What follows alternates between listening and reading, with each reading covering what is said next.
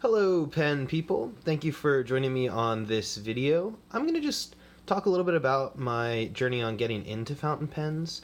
When you are approaching this hobby, I think there's a lot of great material around top 10 beginners pens and best pens for beginners and things like that. But I think maybe this video might help people just understand how to get into the hobby, and maybe for people who've been in the hobby for a while, it'll be a little nostalgic. So anyway, it all started for me when I was planning my wedding. My now wife was looking into calligraphy for our wedding invitations, and I was just watching her write, and it was just so beautiful, and the pen seemed fun. And so I started looking around at fountain pens, watched a couple videos, got the itch. So I went down to Home Depot. No, I'm sorry, I went down to Office Supply Co. And I bought this little Schaefer Color Pop, or Color Splash, or whatever it's called, blue-black pen. I love blue-black. It's got this rubber grip. It's just a plastic pen with a tiny little medium nib. I don't have a writing sample here for it because the cartridge is dry.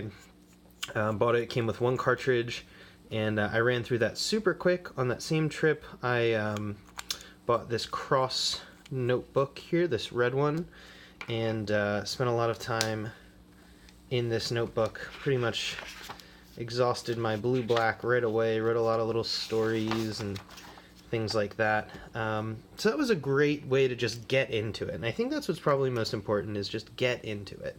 This pen was maybe $15, which in hindsight was probably a pretty lousy purchase for the price compared to some of the other pens at this price point, but it got me into the hobby. And in a couple days I was out of ink and started watching videos, watched all those top 10 videos and beginners videos.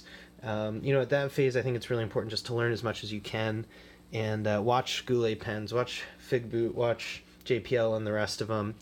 But the next pen I got didn't take long, the Pilot Metropolitan. This is the best beginner pen. I think it's one of the best pens in the market, just generally speaking.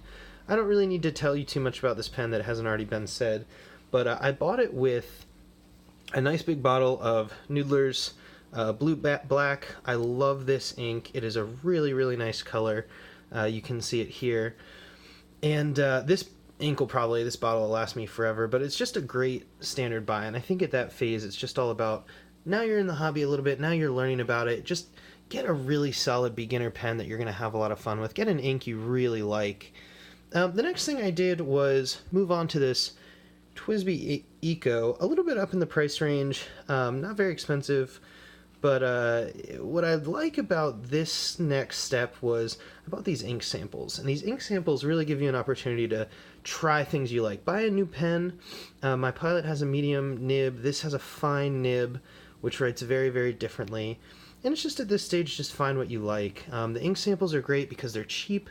You get to experience a lot of different colors. This is Malachite by Monteverde, and I've got some other ones, the Nitrogen Blue that's got shimmer. I've got a Red Black and the Nightshade, which are just really nice ink samples.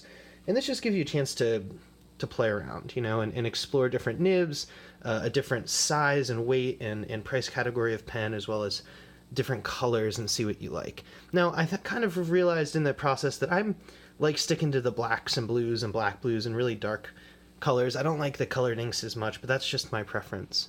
And then I think the next stage after that is figure out what you like. I love this Retro 51 Tornado Lincoln pen. It's just gorgeous. It's got this really, really classic, timeless style, a ton of detail and intricacy.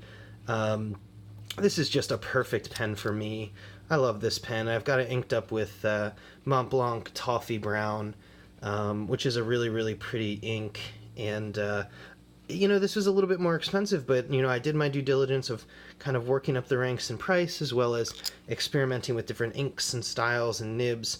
I got this with a fine nib because I really like the way that fine feels. And next step for me is making a wish list, starting to look at Grail pens, nicer pens, continuing to explore in that $30 to $50 to $60 price range.